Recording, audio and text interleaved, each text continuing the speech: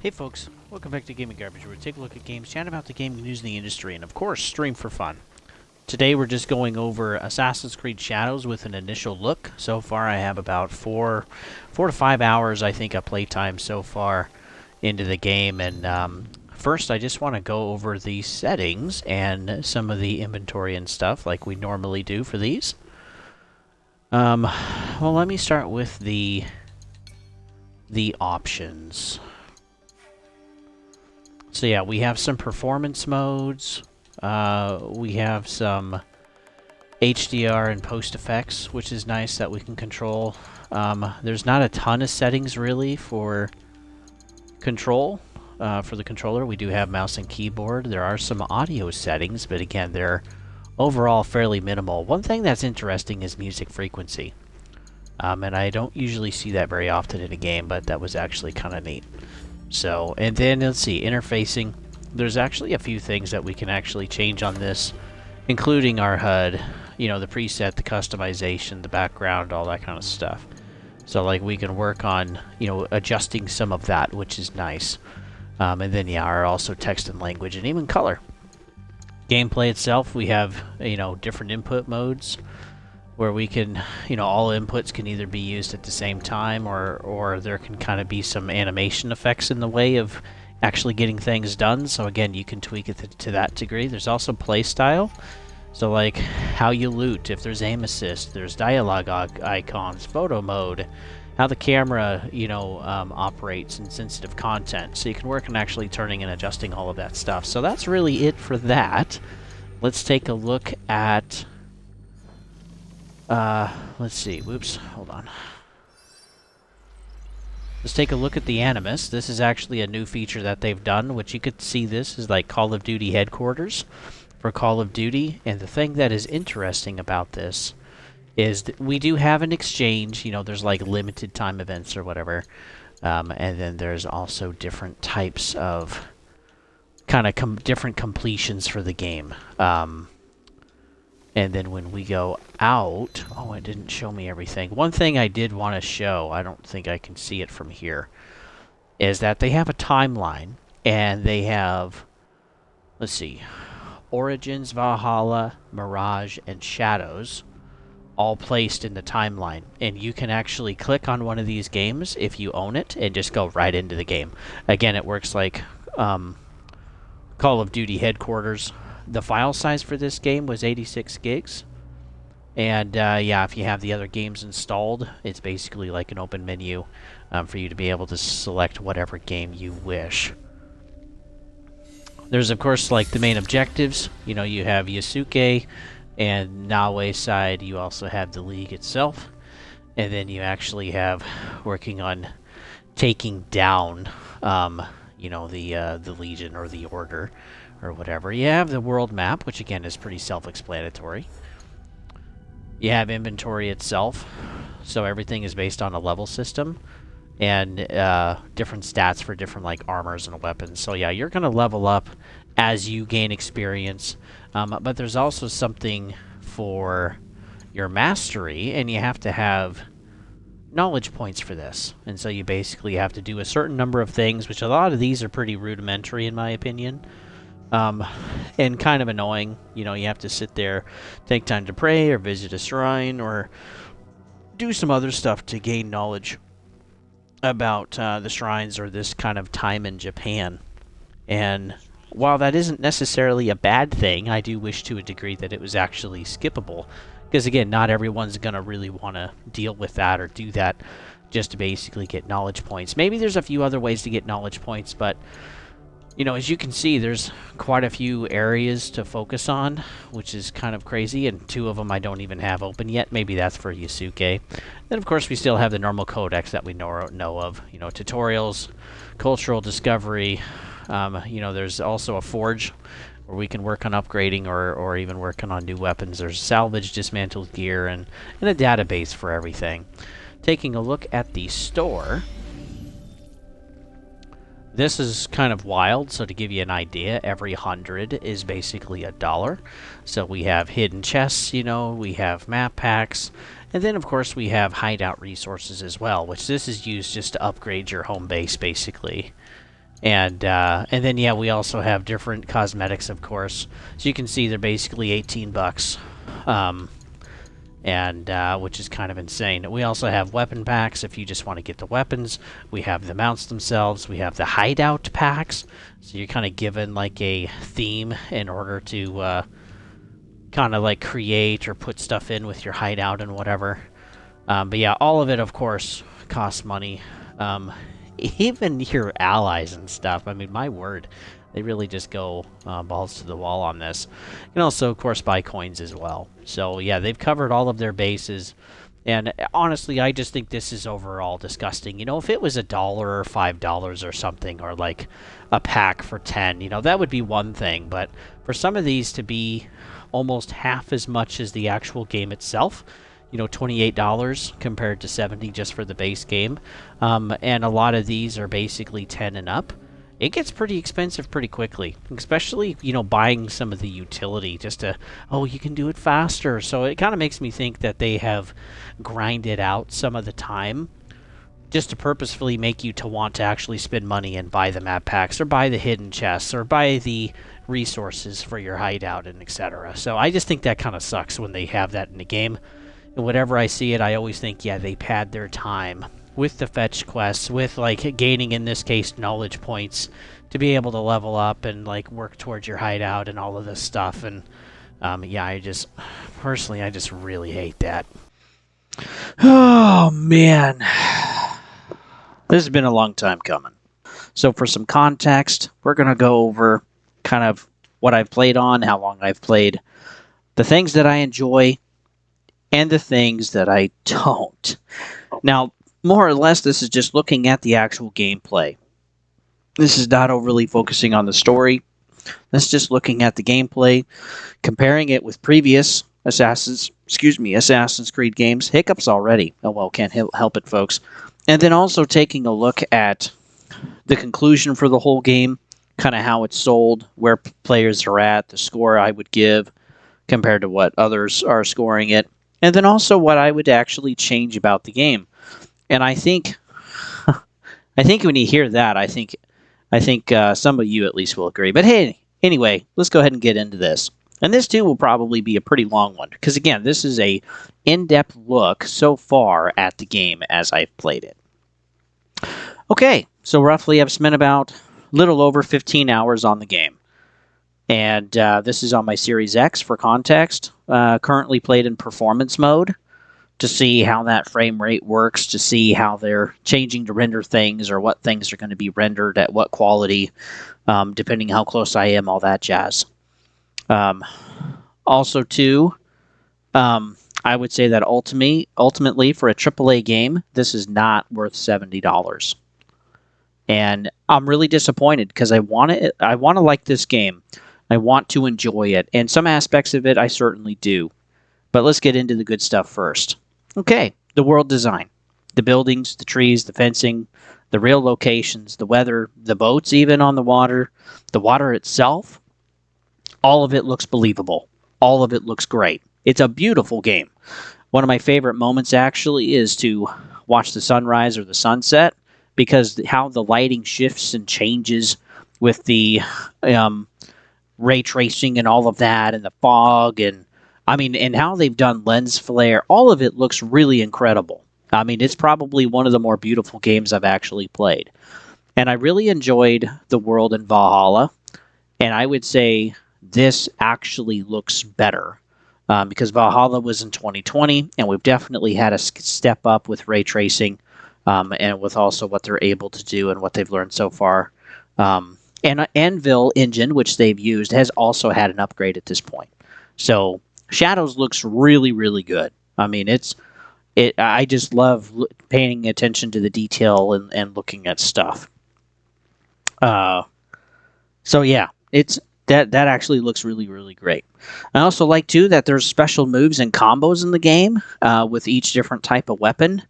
So we normally have, of course, generally a weapon that you can have in your hand, and we did also have some attacks with double-handed stuff in Valhalla and maybe even some other games I can't remember off the top of my head, but we actually have interchangeable weapon combos in Shadows, which I think is actually really cool. I'd also say, too, that the takedowns all honestly look really nice. And then they look even better. There's more animations put in there. There's more effort for the ability takedowns for certain stuff. And so, yeah, the game can actually be pretty fun, and it can actually start looking pretty good. And you just kind of feel like a badass. I mean, sometimes you're just kind of running through stuff and having a blast. Some of this stuff I would say with the abilities is actually pretty OP, and it does kind of remove the challenge. I would even say too from some bosses, depending on what weapons you have and the abilities that you've unlocked so far in the masteries. So there is a little bit of that there. Looking at the design of the weapons, the clothing, the eyes, the hair, it all actually looks really good. Whether it's long hair in a bun, on a beard, the hair and the eyes and even eyelashes, like it all actually looks pretty good. Now, there's a little bit off sometimes with facial animations.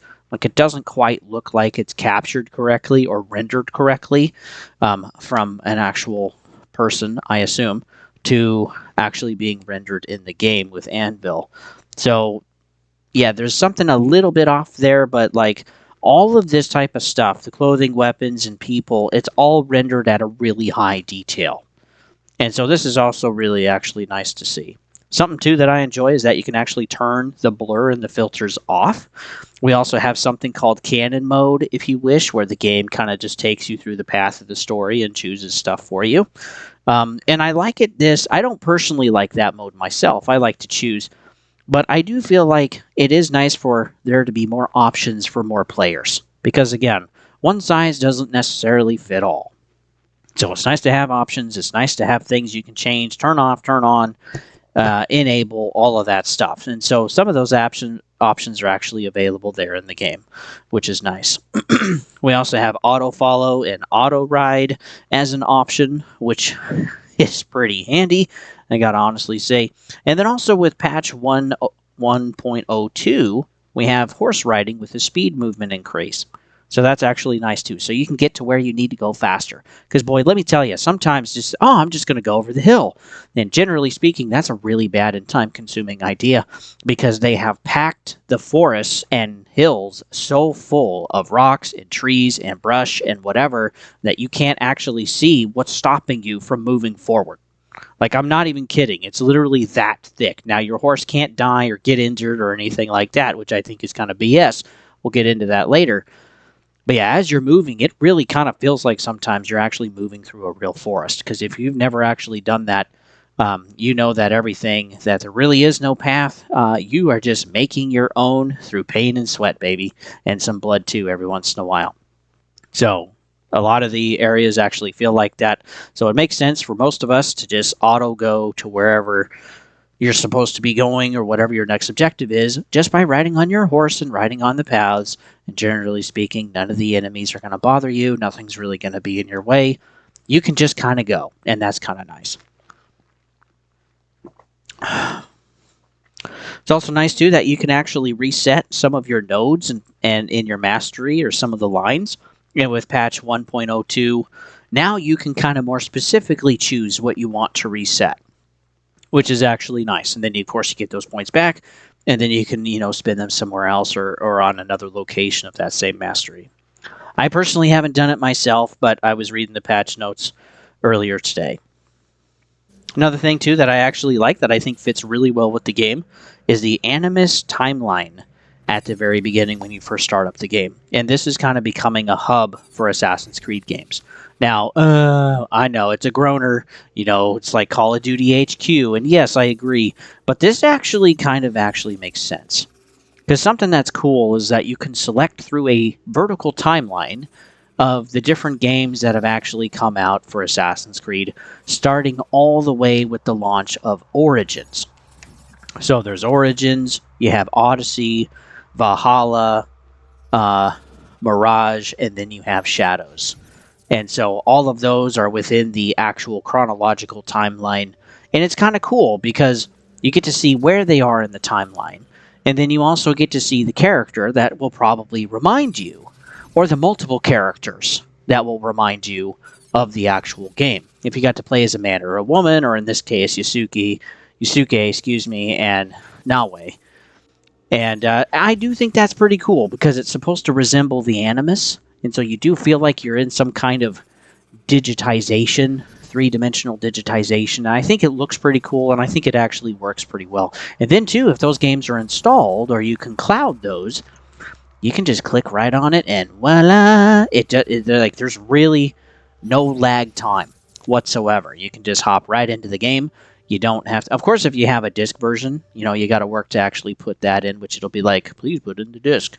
But otherwise, you can just kind of seamlessly jump right in. You can swap between all of these games actually pretty easily, and I do think that's kind of actually a cool feature. Now, it's frustrating with Call of Duty because, well, the Call of Duties, we get them every year, so we don't really care as much about playing the old ones, and everyone moves over for the multiplayer. But for actual story-driven games, for games that come out once every few years, this actually makes a little bit more sense and is actually a little bit more inviting. And then, too, it also works with the Animus lore and all of that stuff. So I actually really enjoy that. Also, the fact that you can level up your weapons and gear at the forge. So if there's a particular type of gear or a particular weapon that you actually like, you can still just work on leveling that up. So you can keep the perks and all of that jazz, keep the bonuses. So that's nice. Actually, being able to go prone right now for actual stealth is also really nice. Reminds me of Splinter Cell. We haven't been able to go prone in an Assassin's Creed game ever, which just sounds crazy to me since this is almost like a 20-year-old IP. But finally, we can go prone in the freaking game. So that's nice. It's not just Wildlands and Breakpoint. We now finally have an IP besides Splinter Cell, which is kind of dead in the water at this moment. Did hear we're getting another one. But it is nice you can actually use prone. So this is actually very helpful for water because you can work on holding your breath in very shallow pools. You can also, hide in different levels or layers of grass. You can hide behind kind of half walls or crates easier. Like, it is actually pretty nice. And it is kind of amazing how close you can be to some of the wildlife or even to some of the enemy NPCs in the game before they actually notice you.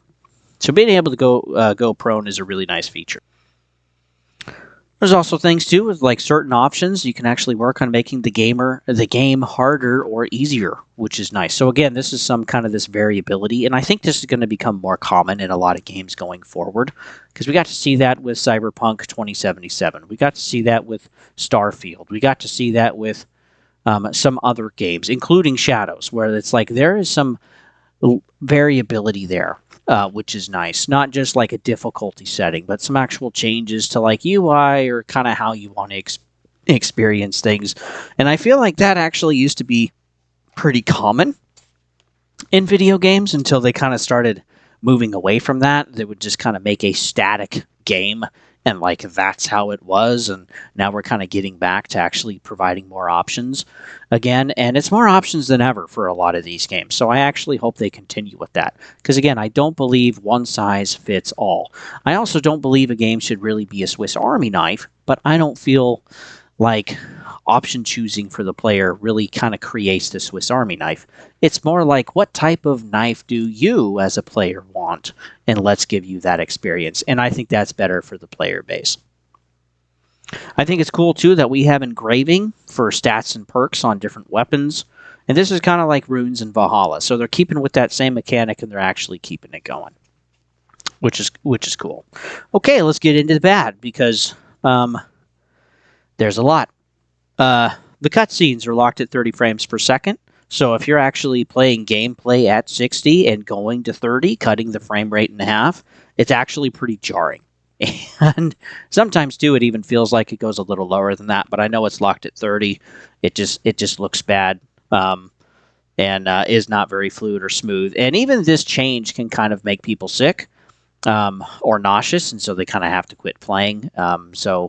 Again, that's not me personally, but I do kind of I was noticing I was getting a headache, actually, because the beginning of the game has a ton of cutscenes and then allows you to play some and then cutscenes again.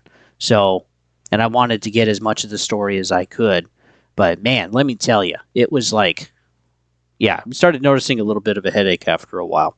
So the flopping back and forth between 30 and 60 is Is frustrating that that's actually locked. But they probably did that so that it doesn't crash, is my guess. Or drop below 30 and all of that type of stuff.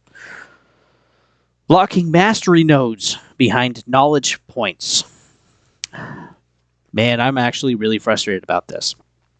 Because in order to get the knowledge points, you need to do multiple quests, which are really just fetch quests. Go here, go over there, do this, grab that. It is very, very rudimentary.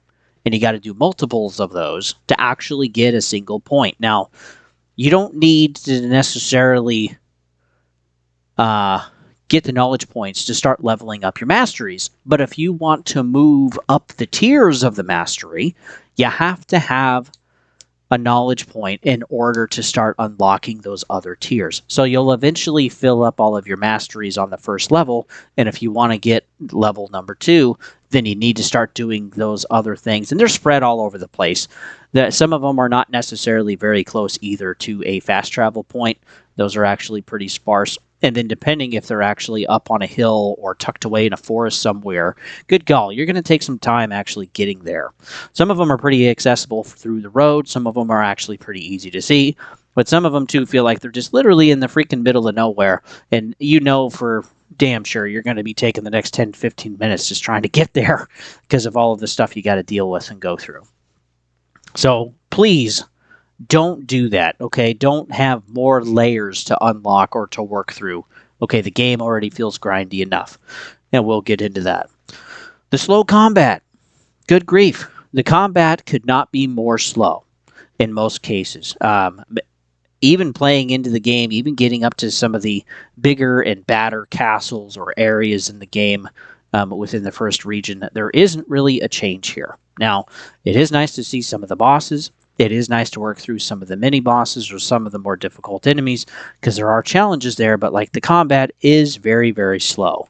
And I would say too that like the ultimate thing that you end up doing is just dodge rolling the whole time, because while you can block and parry and get people off kilter to attack or to open them up to attack, it gets really frustrating when there's multiple enemies.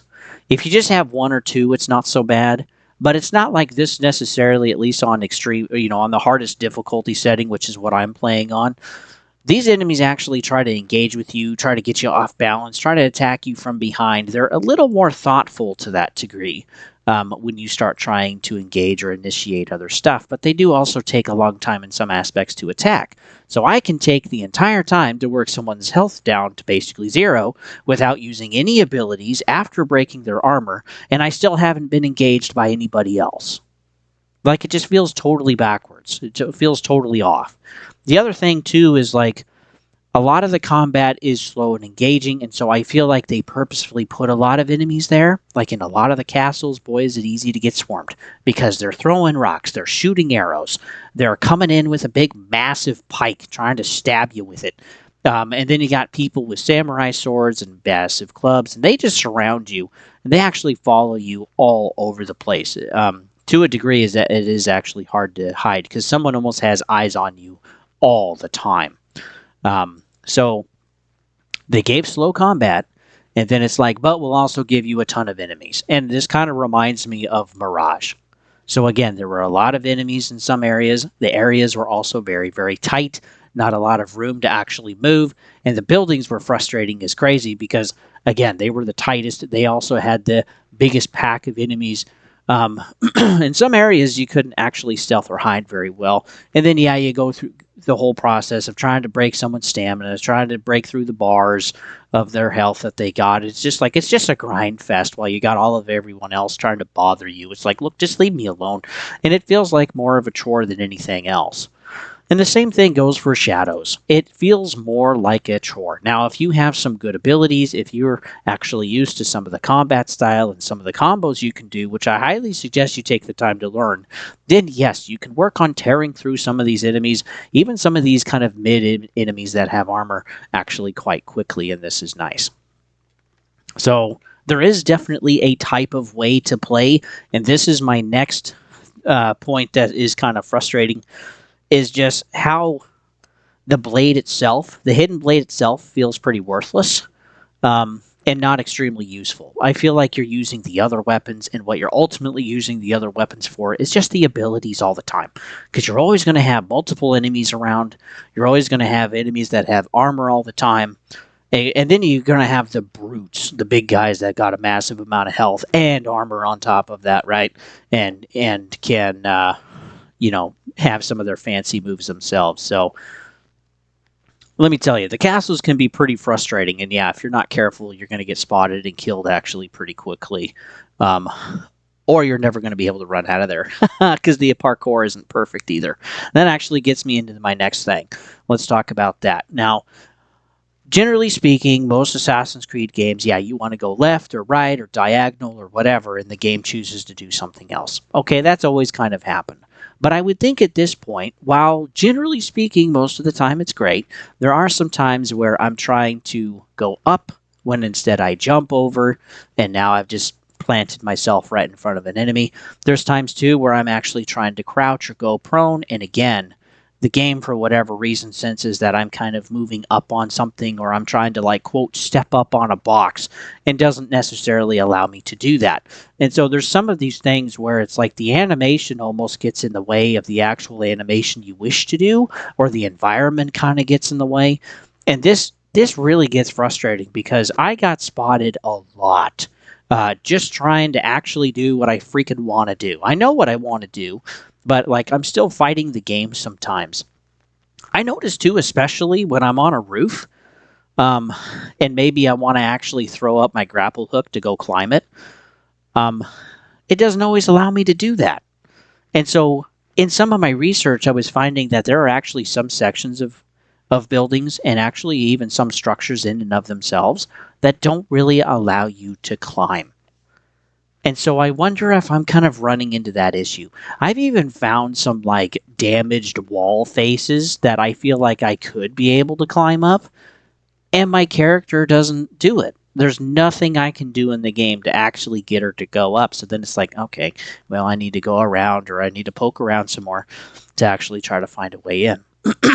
And then other times, just the sheer weight sometimes of dropping down breaks my cover I was actually trying to be behind, because there's reeds, there's like bamboo walls and stuff, and some really weak, flimsy fences. And so, yeah, I feel like some of this stuff, again, it isn't perfect. So if you were frustrated in Origins, Odyssey, and Valhalla, and Mirage, will continue to be. Again, I haven't heard anyone talk about this. Maybe it's just me. Maybe people are just being Yusuke when the game allows you to play them, just to blow through and crash through everything. Maybe that's one thing. But man, some of these small environments with boxes or actually trying to crawl or whatever is actually kind of frustrating. And even just to get around, the parkour is definitely imperfect. Let's talk about the loot system. So the grind of leveling up and finding better loot and RNG perks. Man, this is extremely prevalent. So if you didn't like it in Valhalla or Origins or Odyssey, it's still here. It's not going anywhere.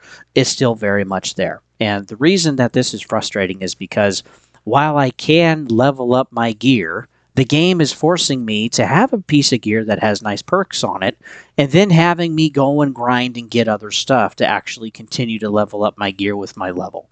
And I can basically level it up every level to stay at peak, or I can let it kind of dip down a little bit to save some of those resources and monies and use them later to like maybe rank up a few in a row if I found a good cash cow or something, or I got a lot of resources from some kind of a storehouse or something. So far, I haven't had the issue of actually ranking up, but I also get to see that each time I level up with my character, that it costs more to level up my gear and my weapons as well. And again, it's not just like it's your gear, and it's not like it's just only your weapons. It's every single gear, every single weapon you actually wish to keep. So you can have 2 weapons, and you can have your attire that you're wearing, plus your hat on top of that, if you wish to have that. And again, it's just more things to kind of grind for and more fetchy quest type of stuff to do and go for. And it doesn't really have a ton of utility, because I guarantee you there will be a point where you're like, oh, that perk is better. And so now all of the resources you used and whatever is just, it's gone. Now you can work on selling that stuff, which is nice. You can, I also believe, work on breaking that down at the Forger so you can get some things back. You can get some of your money back, but you can't get back everything. It almost feels like a pad mechanic. You know what I mean? I'm serious. It can get quite frustrating as you work on leveling up and trying to get everything to keep up with you after a while. Because yeah, it gets more expensive every time you're leveling up, basically. So, or you'll hit some of those caps where it's like, oh, for the first 5 or the first 10, it'll cost you this much, and now it'll cost you this much when you get past that. So, yeah, there's definitely some grinding up there, which is pretty frustrating. So far in the game, while I feel actually pretty powerful, there are definitely some areas, especially in the castles, where I feel like Nalwai can be overtaken actually quite easily by a crowd of 5 or 6, especially if they're throwing rocks or if they're shooting arrows and stuff like that. Or you can also be taken over just by 1 or 2 like non-basic enemies. Again, these are like big-time samurai. Okay, they have a lot of armor. They have multiple bars to their health. They can parry and block, and they have attacks you have to get out of the way of, and they can also attack quite a bit faster. And they definitely keep up with you better, too. So if you're trying to run away and your parkour isn't working for you, guess what? Sword through the back, and it's pretty awesome. So it would be nice if there was a little bit more scalability that was consistent, because I feel like even just going up 1 or 2 is kind of a big deal. And right now, I think I'm ranked 9 or 10 in the game. So maybe it gets a little better when you get into the teens and the 20s and whatever. But yeah, needless to say, I haven't been engaging with too much content because I've been trying to unlock viewpoints. I've been trying to do some of the side quests. I've been trying to do actually some of the missions to progress through the story, and also take some time to explore some different aspects of the game, including knowledge points. Definitely not my favorite. But yeah, there's definitely like a steep difficulty spike with some of these enemies. Now, I don't know if that scaling works its way down, but whether it was, how can I put it? Well, I mean, whether it was another Assassin's Creed game like Origins, or whether it was The Division, I just hate the scaling system because it feels so boring. And I feel like, you're scaling up your gear, you're scaling up your weapons, your enemies are scaled, you scale. It just feels like a scaling fest, because if you don't really have the appropriate scale or you're not within range, you're just totally screwed. And I feel like the game definitely pads its time that way, just like it did in the previous Assassin's Creed games, just like it did in The Division and The Division 2, is that you basically have to scale with the game or with the area that you're in, instead of actually getting good at the game, if that makes sense. There's more emphasis on numbers and ranking than actual skill and performance with your weapons, with your gear, with your tactics.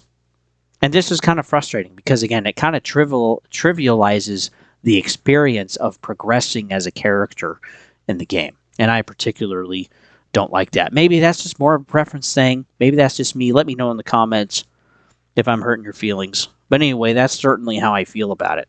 Because, man, I would just like to get to a point where it's like, you can scale or you can level up some, but it's like, it's everything in the game. Even to the point of unlocking masteries, you have to scale and level up your knowledge as well, just to open some of that stuff up. I just feel like it's too much. Some of it's fine. Some of it I even prefer, right? Like leveling up in Bloodborne or Elden Ring, or like a Dark Souls game or something, or Sekiro. I'm trying to think of one that's not from Software, but it's pretty difficult at the moment because they're one of my favorites. But it's like, while there is leveling and ranking up in there, you have other things that are more important, like multiplayer, like how you prepare yourself, the different types of weapons and spells that you're using, and your tactics. And the game rewards you for thinking about all of that and taking down your enemy. And that's nice. That's satisfying. If I'm just walking into a space to be like, oh, the enemy's there. Oh, too high of a level, I'm screwed. Or too high of a level with what I'm comfortable with. Or maybe I forgot to level up my weapon, so now I'm only just doing, 1/100th of a health per slash. It takes forever, right? It takes for absolutely ever. And again, it just puts more emphasis on keeping up with a game mechanic that's artificial instead of focusing on skill. And I hate that. Oh, let's see. Yeah, let's talk about max difficulty. So even on max difficulty, the game, generally speaking, actually feels pretty easy. And then there are some of those points or areas where it's definitely scaled up to be extremely difficult. A lot of enemies in the area, a lot of enemies that have armor, a lot of enemies that constantly do like attacks you can't block. You have to dodge and roll out of the way, which is why you just basically dodge all the time. And this too is kind of frustrating because if I have to feel like I have a most experiencing or most satisfying experience with max difficulty in the game, um, maybe the game is a little under designed in some areas and over designed in others. Again, it could be a preference, and I'm not the fastest in the world. I'm not the best at the world. I die plenty in other games, but like this game just feels, I don't know. It feels unrewarding ultimately. With challenging, it's unrewarding to get knowledge points. It's unrewarding for a lot of the other aspects of the game. Now, some areas, like some of the shrines or some of the temples, they actually look pretty cool, and I enjoy exploring those to a point. But again, when I have to chronically do it as a chore all the time, I don't like it very much. I would like to play the way I'd like to play instead of the game telling me how to do it all the time, including the combat. The grinding of the health bar to 0 after armor on enemies. Let me tell you, sometimes it is a true grind fest, even with some of the abilities. And so, again, learning those abilities, learning those skills, leveling up as much as you can, you're just going to have to grind some of the game so that you can get some of those masteries up and also level up your weapons and gear and everything, because everything basically hinges on that. Because if you don't have abilities that you're using in the game, man, is combat frustrating. So, yeah, kind of seeing what the perks are for different weapons, for your gear, what type of tools you have at your disposal. You kind of have to do plan a little bit, but it's more or less kind of frustrating to a degree and annoying instead of actually like having a hidden blade, having, being stealthy and actually using it. It's like, oh, they only lost half of their health and now everyone else is alerted too. That sucks. Let's talk about the store, our favorite. You can buy all of the maps if you'd like for $10. You can also buy supplies if you'd like for $10. And again, it's not just buying supplies the one time, it's buying the supplies for as many hideout type of stuff you would like, or as many buildings as you would like. So it would be pretty easy, in my opinion, to actually spend $100 just on supplies if you would just want to, pass go and skip to the end. And honestly, I think that's pretty disgusting. I mean, again, they did that in Dragon's Dogma. It's like, okay, here they have these grindy parts of the game, and then you can just pass go with just a swipe of your credit card. And it just feels really scummy because I feel like that degrades the actual game and the experience, and it also shifts the game design so that you do spend money more than just paying $70 for the actual game. And it feels really cheap. And like more and more games are starting to do this. This is not just like a Ubisoft problem or an Assassin's Creed problem or whatever. Okay, this is kind of starting to happen all over the place. And yeah, it just feels cheap because it's like, really? Like you're just waiting to play on my emotions. Just, hey, you could get it all right here, baby, for cheap. The fact that you want me to actually pay for some of that is ridiculous. So I have the fortitude to say no. Not everybody does. And for those folks, I kind of feel bad for you because it's like at the end of the day, in 6 months, you're not even going to think about Assassin's Creed. There'll be some other game you're interested in, some other game you're mad about, you're excited about, some game you can't wait, whatever, some game you're even playing the next week. Like, things move on. And unfortunately, the game studios, they know that. The publishers know that. But hey, if they can get your money in the moment, they're pretty happy. And like, it's amazing to see some of the revenue that actually comes through with some of this stuff. And yeah, I just think it sucks because as long as they make money on that type of stuff, that stuff will keep happening.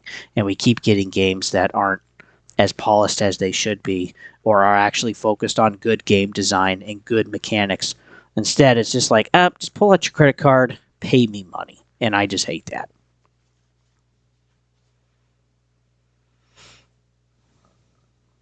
let's see. The other thing too is the map itself. I'm not actually sure if it's actually at 30 frames per second.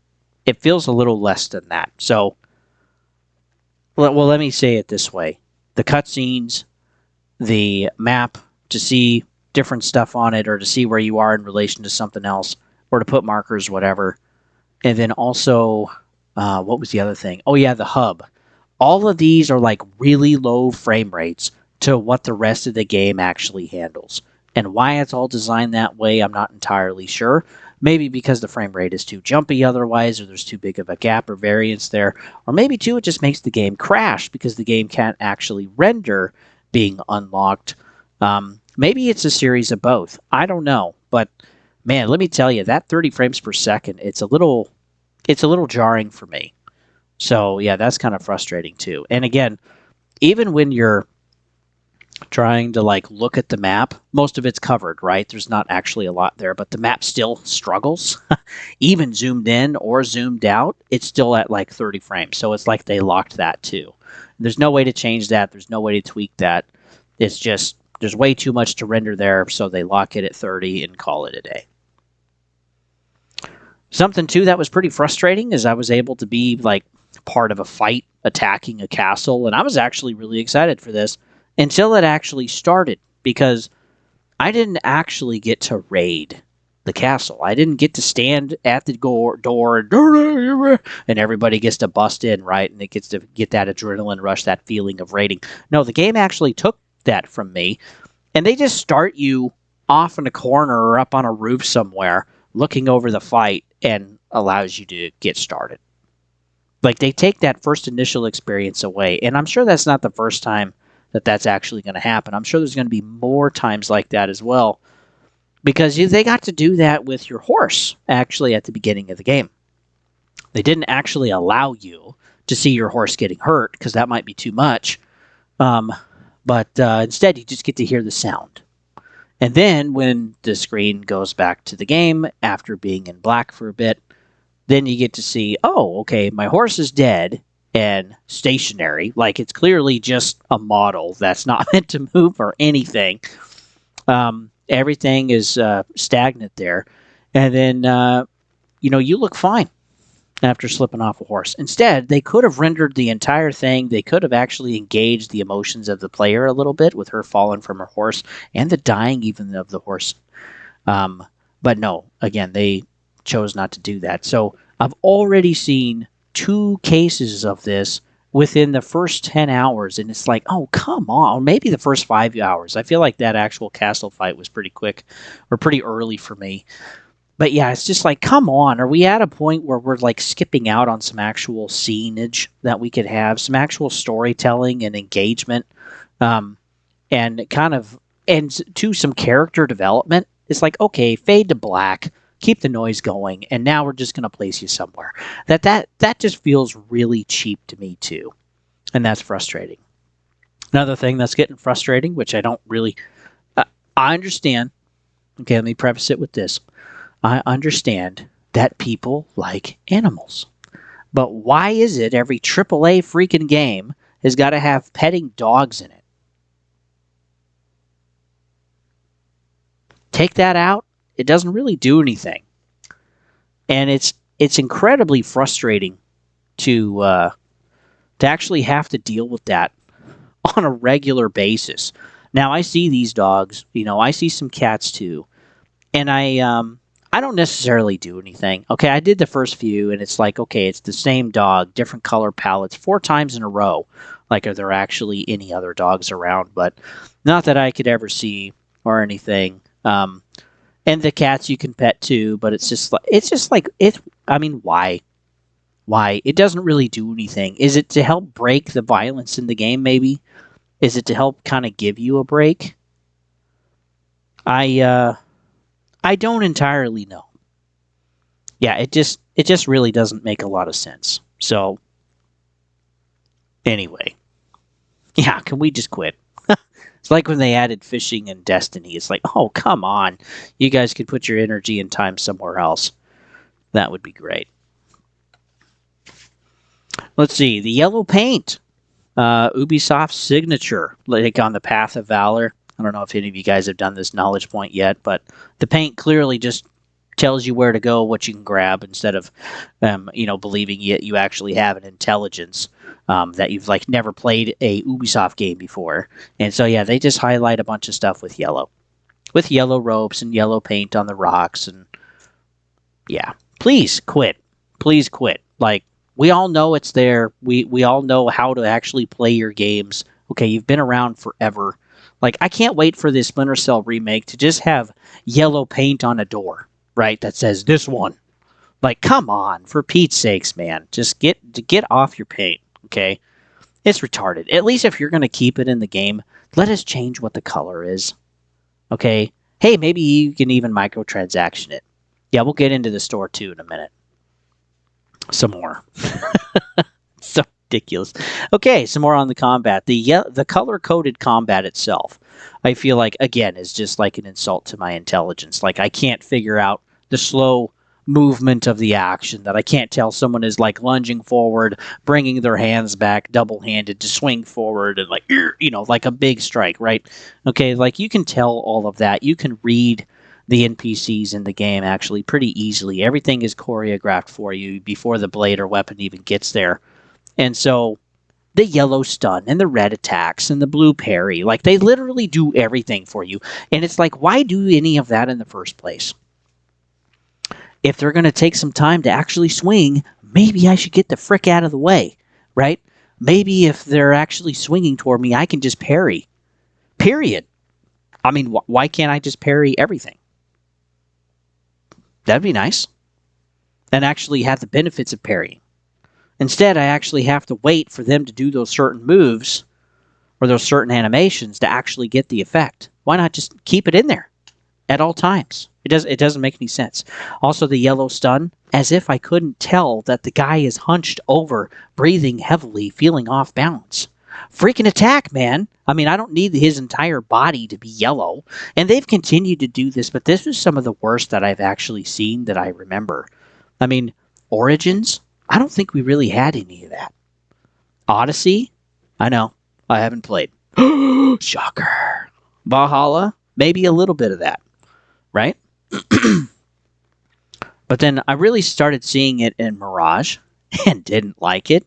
And now it's here to stay in Shadows. And I hope they actually get rid of this, because again, it's just like, it breaks the immersion for one, and it just makes me go brain dead in front of the TV trying to actually do combat. It's really boring.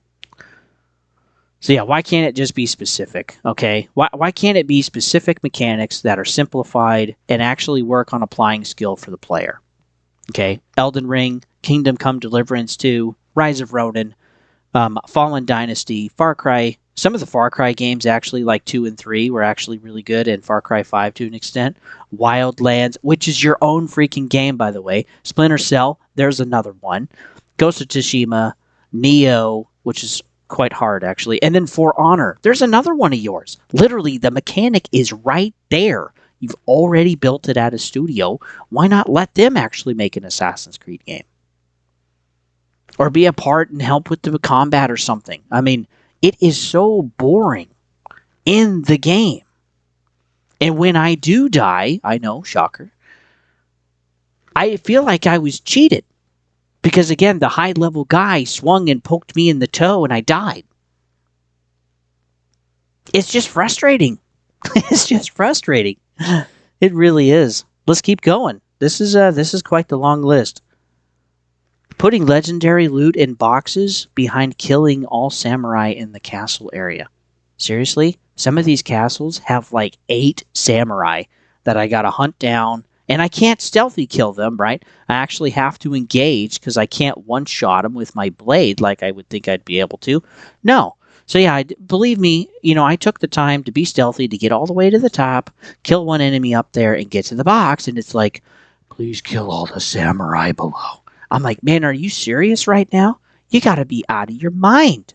I don't want to be doing that. So it's like, so yeah, when I saw that, I was like, yep, boop, I was out for that day. I had had enough. But yeah, I'm going to continue to play some. But yeah, so far that was incredibly frustrating. Again, why do this? Is this just a pad time? I don't know. And I feel like there's a lot of that. Again, this grindy kind of mechanics, padding the time, making you play more, making you run through stuff you don't really want to do most of the time, and it just sucks. Also, the vision of the NPCs, I really think most of them are blind because even on the max difficulty, most of the time they can't see you. It's pretty insane. I can go prone with a guy facing me at a bonfire. Maybe the fire's in the way. I guess I should have thought of that because, Ubisoft is so realistic in their games. But anyway, he's literally like 15 feet away, and I am crawling up some stone stairs with nothing blocking my view but air, and he doesn't see me at all. There's other times, too, where, like, the enemies, they never look up, except for the archers. That's it. There's also other stealth mechanics of like creaking floorboards, snuffing out candles, hiding in water, okay, using a reed to actually breathe underwater. Like there's some actual cool stuff in here, but again, it all feels kind of senseless. Because you're either going to, parkour the wrong way and, get spotted, and now you got 50 guys on you, or you're just going to want to skip the combat sometimes because, again, you've been doing it for the last half hour trying to get out of somewhere, which reminds me, if you're actually spotted in an area or you're in a castle and they're alerted, you can't actually fast travel out of there.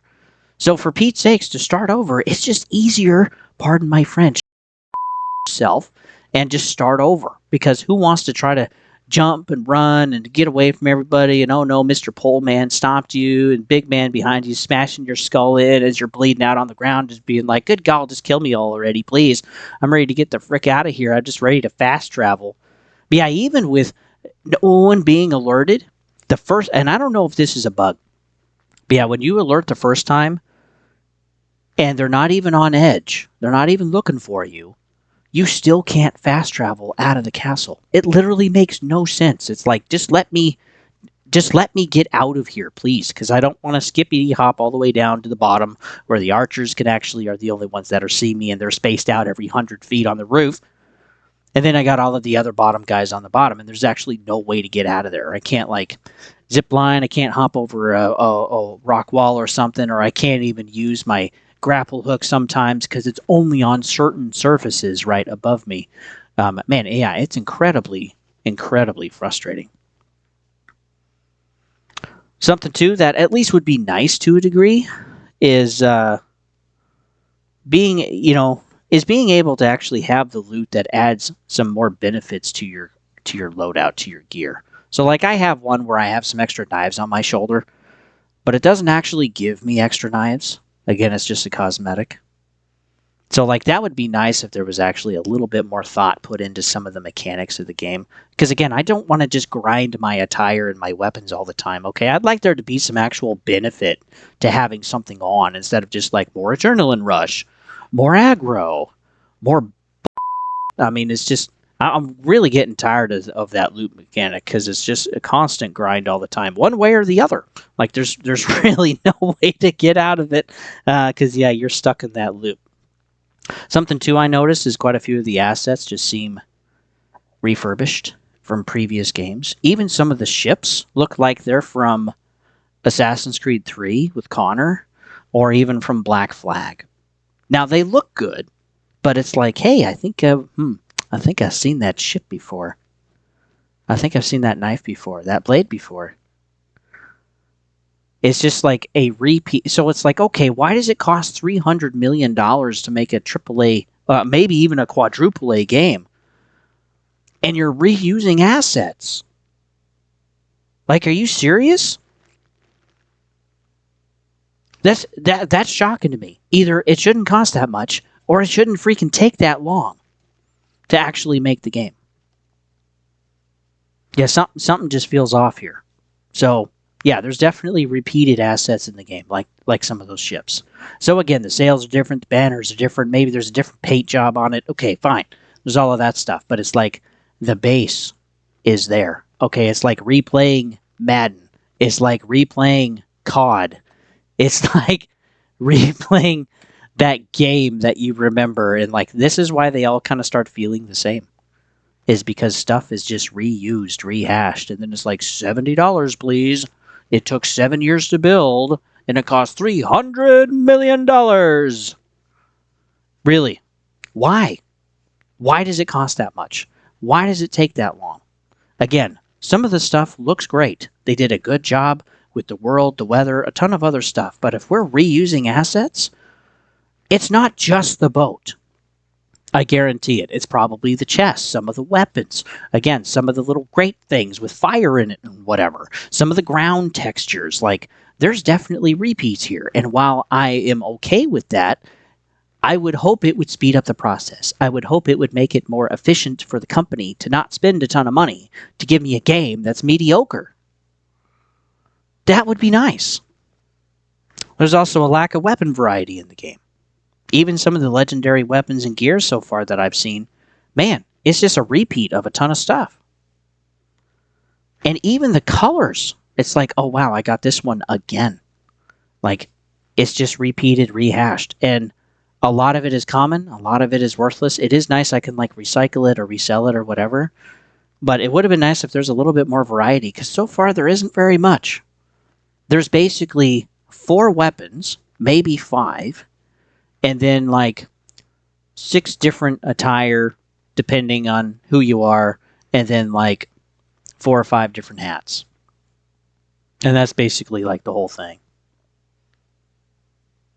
Also, the choices in the game, they don't really seem to actually make a difference. Now, maybe they change the initial outcome, but the end result feels the same. And it feels inconsequential. So I personally just don't even really care anymore. It's just like, all right, off we go. Continuity of objects. This is another problem. Like an example, there's a white mask supposedly in a basket, but they don't actually show you having her pick it up from the basket. They also show the basket with stuff in it, and there's no way the mask is in there. It's like, did they just forget to leave it in there? I know some of this stuff is trivial stuff, but there are a ton of these little issues in the game. And it's like, I don't feel it should be worth 70. I certainly feel like it should be something. Again, a mediocre game. But it's like, why is AAA feeling this way? Because it didn't used to. I'd even say like plowing through some of the snow, okay, in Assassin's Creed, like you leave footprints, but so far, that's all I'm leaving. If I'm actually going through the snow in Valhalla, I'm actually making a path where the snow kind of like pushes and mushes away from me. And I'm not seeing that in this one. Also, the fish in the game. Where are they? The wildlife? I can't attack, I can't harvest, I can't make other stuff out of them. Nothing. Okay, so what's the point of having them in the game? The birds? Basically, there's like 2 types of birds. It's the one that circles your viewpoint and the freaking pelicans that are standing in the water. That's basically it. Like, I haven't seen much of anything else. Maybe there's a few others that I've seen, but it's like the wildlife too just looks kind of weird. And it almost like purposefully gets in the way of your horse. Also too, since horses are really important, where are all of them? I don't see riders using them really. I don't see them off to the side. I see some dead ones. But generally speaking, it's just yours.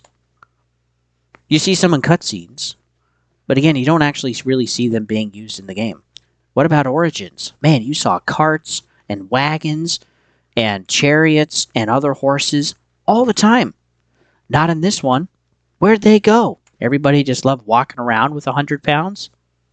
It doesn't make any sense. Again, there's some continuity issues in the game. There's also moral whiplash with Nalwe. Okay, we have someone that is like wanting to be merciful, thinking about forgiveness, and then the next sentence she's like, revenge for my dad. It's like, oh my word, girl, like you're all over the place. And then she's too also trying to have these like cute friendships with some kids and stuff, or with other characters in the game. And she seems really nice. And then revenge for my dad. It's like, okay, she's either absolutely bipolar or schizophrenic or something. Because yeah, this is not the normality of a sane person. Like she's literally just kind of all over the place. So yeah, it just doesn't fit very well. Let's talk about texture issues. I've seen 16-bit fire. I'm not even kidding. That was some of the most pixelated fire I've ever seen in the last decade in a video game. And again, it was roughly about 20 feet away. There's also the treasure chests and boxes where there's like low and high res textures blipping in and out. And I'm literally standing right next to it. It's not like it's out there, right, away from me, and I'm slowly moving back and forth and seeing it blip back and forth. No, that's not what's happening. It's literally shifting in front of me before my eyes between low res, mid res, and high res, and back again. It's just weird. And it's not just one chest. It's sometimes the hiding boxes. It's sometimes certain chests out in the open, special chests in castles. Like, it's happening not to necessarily all of them, but I'm probably seeing several every play session that I have. And again, it's like, it's a small thing, but it's like, you would think it would be easy to see, easy to engage with maybe. Of course, playtesters, they can't engage with every single box, but I am still in the beginning of the game. Like, I haven't even really moved to another region. A little bit of one, but like, I'm still in the basic part of the region where the quests are, where the main missions are, and I'm seeing this type of stuff, and it's like, why are they not catching this? Chasing the NPCs. Again, NPCs get stuck. They love it, and they don't know how to get out of it. So, like, one particular mission was kind of frustrating because I had to chase someone down with contracts, and he gets stuck on a rock or like a pebble close to some type of lantern at the end of the street, and he just kind of stops there, turns around, and starts running again, and I easily catch up and kill him. It's like, well, that was not... That was literally the worst chase fight I've had in any Assassin's Creed game. Some of those fights, man, they were pretty brutal. I mean, if we're talking about Assassin's Creed 3, if we're talking about Origins, if we're talking about any of the Ezio games or like The Last Revelation, okay, there were actually some pretty good chases in there, and those were fun and engaging. Or even Black Flag, too. But again, this one, it's like, what was that? And two, he didn't even trip on anything initially. He literally went to the intersection and just looked left and right and stood there. It's like, what are you doing? Like, freaking run, like everyone else does. But yeah, again, this just seems like a small degradation in quality and shadows compared to the other Assassin's Creed games that we've had. It's just kind of shocking how many of these there are. Climbing parkour, I've already talked about that. The voice acting. Well, in most cases, it might as well be taken over by AI. It's pretty awful. Some characters are fine. Some lines are delivered pretty well. They actually almost make me cry. You know, they're that great. But generally speaking, the voice acting is really bad. I've heard the Japanese is better. I didn't try it. The only language I know is English, so that's what I listen to. Sue me. But yeah, again, this is something I would not expect. Poor script writing, contradicting lines, failing to deliver emotion. Sometimes the entire cutscene feels like a satire. Like, it's really hard to actually take it seriously because the pausing between lines or certain words, the line delivery, sometimes too the response doesn't make sense or doesn't really fit very well. Like, taking time to talk about forgiveness and like, oh, well, maybe I'll forgive you, but maybe not. Like, it almost sounds like kids talking sometimes.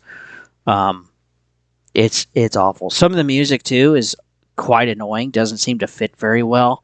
Like a really good one, of course, which I haven't gotten to yet, but like the last boss in Assassin's Creed Shadows, I actually got to hear the music, and I've heard some other ones too. And it's like, man, is that seriously part of the music? Like, I don't know. It just does nothing for me. It feels modernized Oriental music.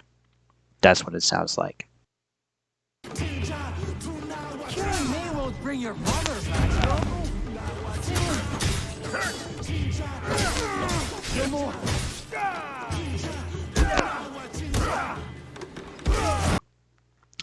Also, too, the music is too often. I am glad they have a slider on there, so I toned it down all the way down as far as I could, so I don't have to listen to the music as much. Some of it is really good. But boy, sometimes it just plays all the time, even on normal. So it's like, good God, man, let's actually like I'm the kind of guy that's got to turn my radio down so I can see the street, right? It's the same with playing a video game. So that's probably more of just a preference for me. But yeah, it's definitely something where there's a lot of music that plays in the game. Enemies take no fall damage. There's no attacking from a horse. There's no enemies on horseback. Again, where's the fish? You can't see animals get hurt. And my horse personally can't get hurt, but I can kill civilians. Like it just seems backwards. And a few of these things were actually in previous games. So again, I feel like they've gone backwards in player choice, in player experiences, and I don't necessarily think that's a good thing. I do think that it is important to condense, but again, that's not what Assassin's Creed Shadow is. They easily want you to spend 60 hours plus in this game. You know, doing the knowledge quests and building your base that doesn't matter really, and petting dogs and struggling with parkour, getting killed by a rock with an enemy that's too powerful. I mean, this is the kind of stuff that you got to deal with. And while these are all a little teeny things, it just grinds on you while you're playing. So the first few hours, frick yeah, I was having a great time, having a blast. Boy, by hour 12, 15, it's like, it grinds on you some. Ultimately, I believe players that haven't really played an Assassin's Creed game ever, or haven't played in quite a while, I think they'll really enjoy this game. It can be a really fun experience, but again, if you've played the previous games, if you've kind of kept up with the series, and then you're playing it, it's like, wow, everything feels the same. The combat still sucks, or is even worse in some cases. There's other things that are missing that I enjoyed from the previous games that they don't expand or even put in as Assassin's Creed Shadows.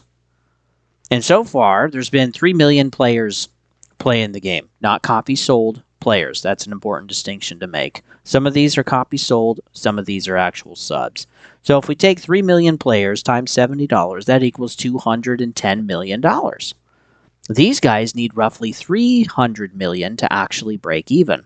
So they need about another $100 million. So how many players is that? It's about 2.4 million players buying the game at $70 to break even. That's not good. This also doesn't take into account the failure of Star Wars Outlaws, the failures of Skull and Bones, the failure of X-Defiant, and of Prince of Persia Lost Crown, and also, too, apparently, Avatar Frontiers of Pandora. Like, there is a lot of ground to actually work on making up, and this game just isn't going to do it. And I don't see how they can keep getting money from Tencent when for the last, 5 years, they've been bombing it badly. Now, Assassin's Creed Valhalla made $1 billion. That's a lot of money, right? That is a lot of money. Rainbow Six Siege, that's another one. They've made, I think, $1.2 billion on Siege. That's pretty good.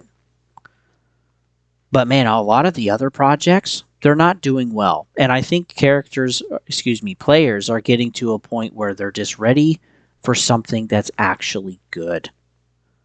Not mediocre anymore. Not to say, again, people won't enjoy this game. There's aspects I enjoy about this game. There's times where the game, everything comes together, and it's a wonderful experience. But man, SteamDB shows that the peak, 64.8 thousand players. Week 1, 46,000. Week 2, 30,000. And it looks like the trajectory already for week 3 is going to be around 23,000. Like, they keep having roughly somewhere between 25 and 35% leaving every week. That's not good. Again, I think the curiosity of this game is really high, but not the excitement for this game.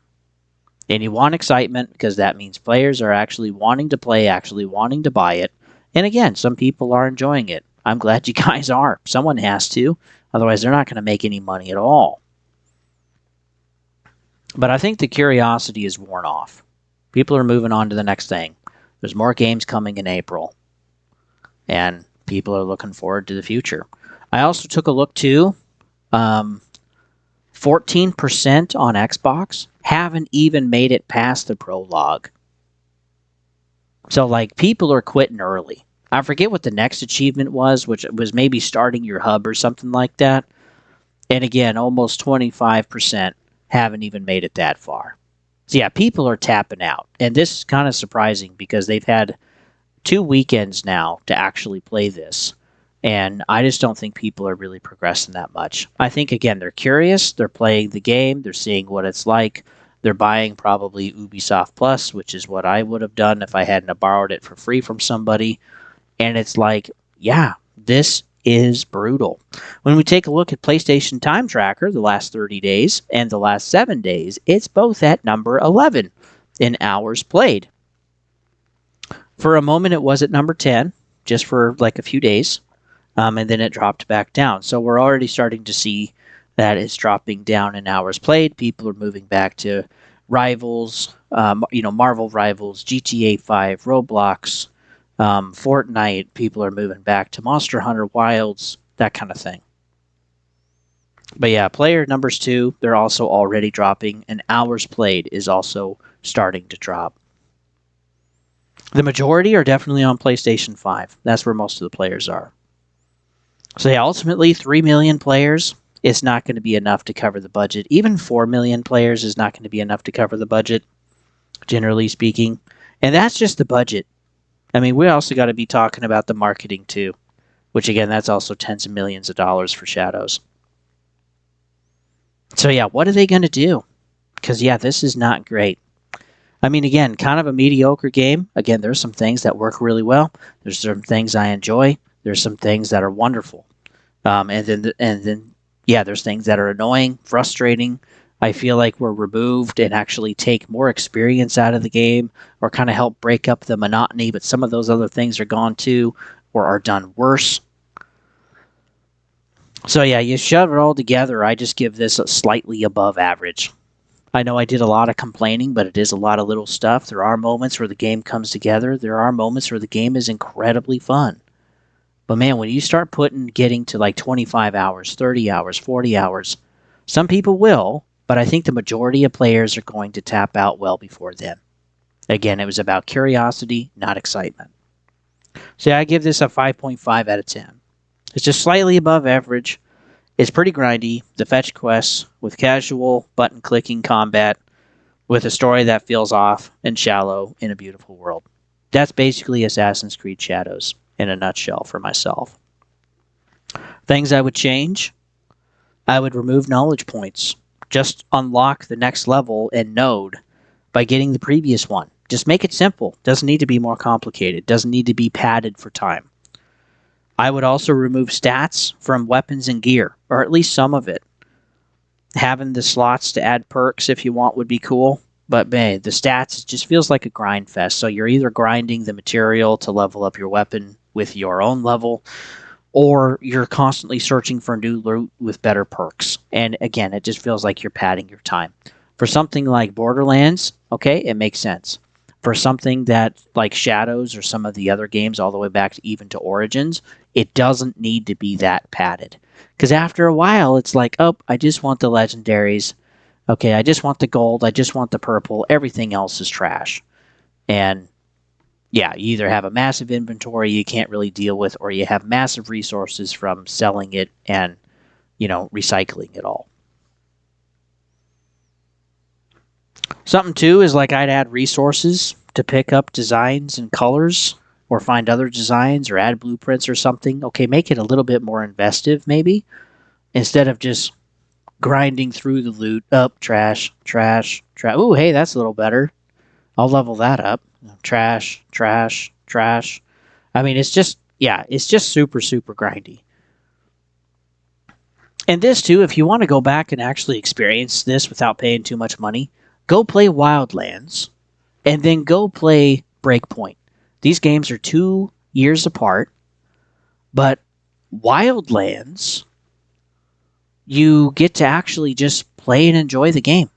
There's really no stats with anything.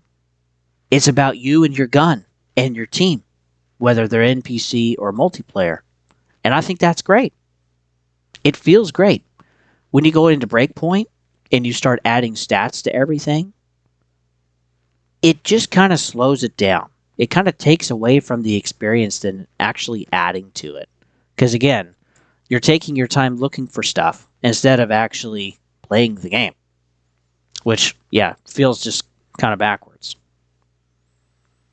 Also, at this point, good grief, I'd just be able to create your own character, pick a class of fighter. Maybe someone's really good at poison or stealth or big raging mad berserker combat. I mean, whatever, and anywhere in between. I think it's time to actually do that. The option to turn off highlights in combat.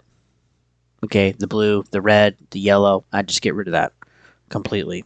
I would also add a stance system to the combat instead of just light, heavy attack and ability.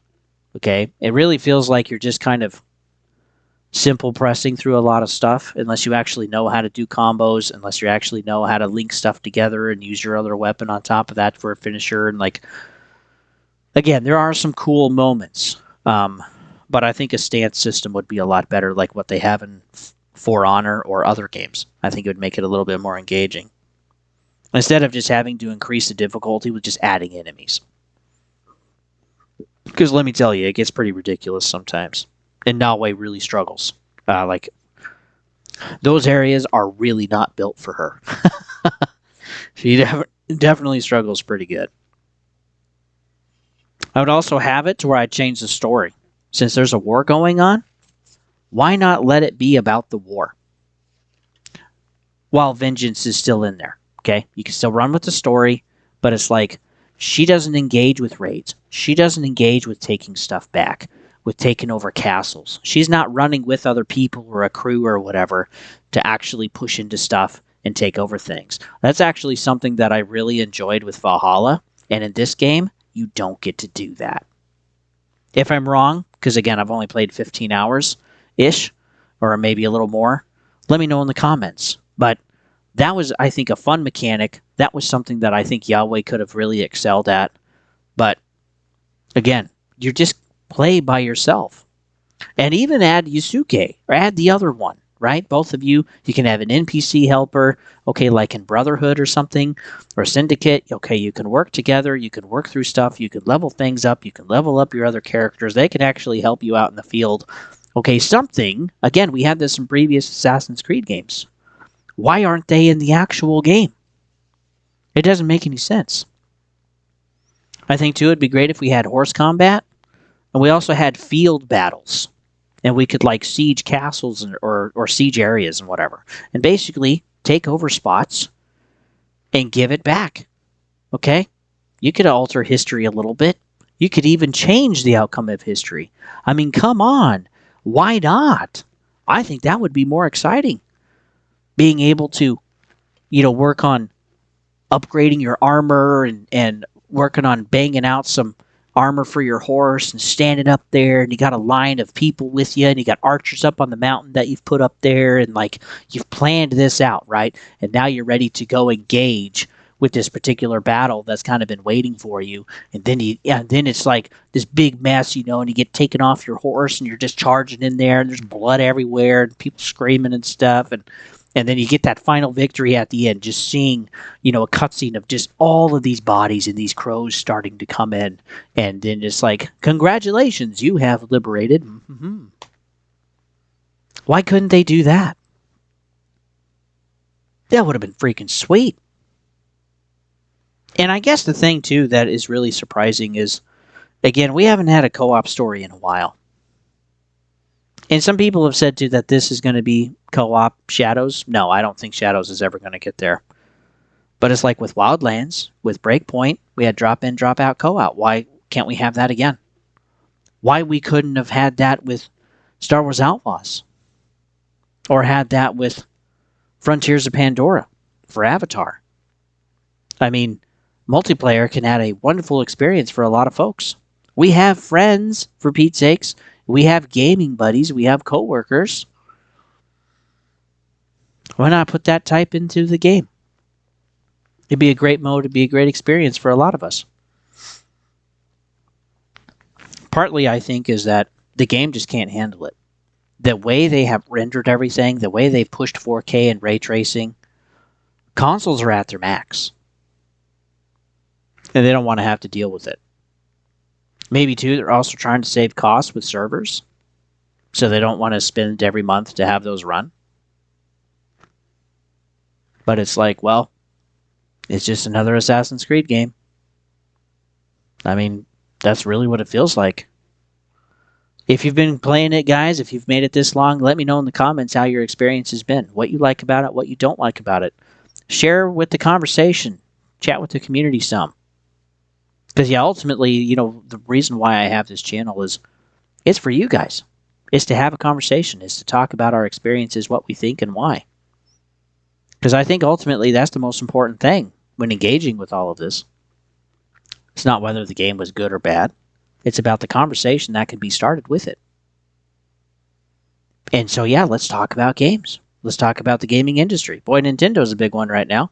I'll have some more videos on that fairly soon, but I got to do some more research. But yeah, folks, if you'd like, you can always like, sub, all that jazz. Gaming Garbage 22 over at YouTube. Also, you can find me at Twitch at Don't Tread on the. And then, too, if you enjoy the content, while I know this one was really long, you can always share the content, too. But yeah, while there's some really great things about this game, I feel like it's another Star Wars Outlaws. And maybe more than anything, it's long because I just got to get this off my chest. Because Ubisoft has continued to make the same type of games, the same blueprint, formula, over and over again. And this is why they're dying as a company. This is it. It's not because of really anything else. Their games are boring. And they're boring because they're grindy. And then in the meantime, they're taking stuff out of games that I feel like actually added to the experience. Including multiplayer, including hunting and crafting stuff. While it doesn't have to be huge, it was nice to actually have that there. But anyway, that's my take. 5.5 out of 10. That's where it's at. So with that, folks, I'll see you guys on the next one.